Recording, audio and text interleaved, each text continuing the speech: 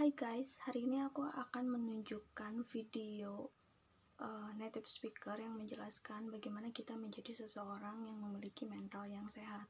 Nah, lalu apakah mental kita sudah sehat, atau misalkan kita memiliki mental yang buruk, atau kenapa mental yang buruk itu dapat terjadi dan apa penyebabnya? Nanti kita simak di video berikut ini.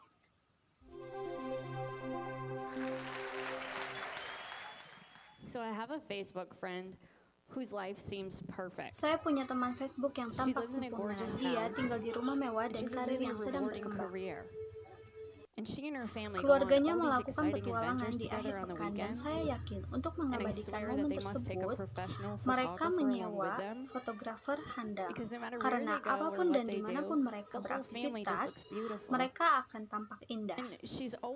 Dia selalu menunjukkan betapa ia terberkati dan bagaimana ia mensyukuri hidupnya. Saya yakin dia tidak berpura-pura dan benar-benar memiliki semua itu.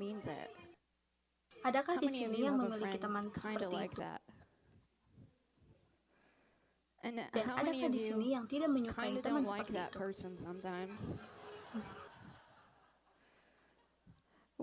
Semua melakukan ini kan? Tidak sulit melakukannya. Tentu, apa yang kita pikirkan akan berdampak pada kehidupan kita. Tapi bukan itu yang ingin saya bicarakan. Tapi tentang kebiasaan buruk yang berdampak. Mungkin jika kamu melihat cerita di tidak ada salahnya kamu menatap-tatapku. Kita hanya melihat dalam waktu 5 detik. Bagaimana hal itu dapat menyakiti kita? Penelitian membuktikan jika kita mencurigai teman-teman kita di Facebook, ini dapat menyebabkan depresi. Ini semacam jebakan bagi pemikiran kita. Pernahkah kamu mengeluhkan bosmu atau melihat kehidupan temanmu? Kamu bertanya, mengapa mereka bisa hidup seperti itu? Kamu pasti memikirkan hal itu kan?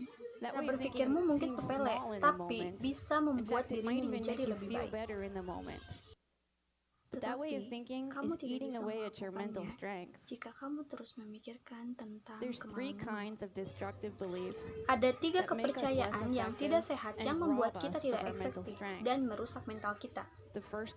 Pertama, kepercayaan yang tidak sehat kepada dirimu sendiri. Kita cenderung menyesali keadaan kita, dan tidak masalah ketika kita bersedih, maka kemalangan akan menimpa kita. Ini akan memperbesar kemalanganmu. Ketika kamu berpikir, kenapa hal ini terjadi dan menimpaku? Aku seharusnya tidak mengalaminya. Hal ini menyebabkan kebuntuan. Kamu fokus terhadap masalah itu dan segera mencari solusi. Jika kamu tidak bisa mencari solusi, kamu tidak akan bisa menjadikan hidupmu dan hidup orang lain menjadi lebih baik, karena kamu terlalu memikirkan kemenanganmu. Yang kedua, kepercayaan yang tidak sehat kepada orang lain. Kita berpikir orang lain dapat mengendalikan kita dan dapat menyingkirkan kekuatan kita. Untuk orang-orang dewasa yang tinggal di negara bebas, ada beberapa hal yang harus dilakukan. Ketika kamu bilang kamu harus bekerja, kamu memberikan kebebasanmu. Mungkin ini adalah konsekuensi jika kamu tidak bekerja. Tapi hal tersebut adalah pilihan. Atau ketika kamu bilang, ibuku menyebabkanku marah, kamu melepaskan kekuatanmu. Mungkin ibumu bukan yang terbaik di dunia, tapi terserah cara meresponmu, karena kamu dalam kendali. Ketiga, kepercayaan yang tidak sehat tentang dunia. Kita cenderung berpikir dunia memunculkan sesuatu yang kita pilih.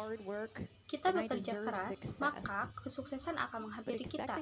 Jika kita mengharapkan kesuksesan dengan sukarela, yang ada hanya kita akan mendapatkan kekecewaan. Aku tahu sangat sulit untuk menghilangkan kebiasaan mental buruk tersebut. Kepercayaan yang tidak sehat itu dalam waktu yang lama, cepat atau lambat, kita akan membencinya, atau kamu bisa menyimpulkan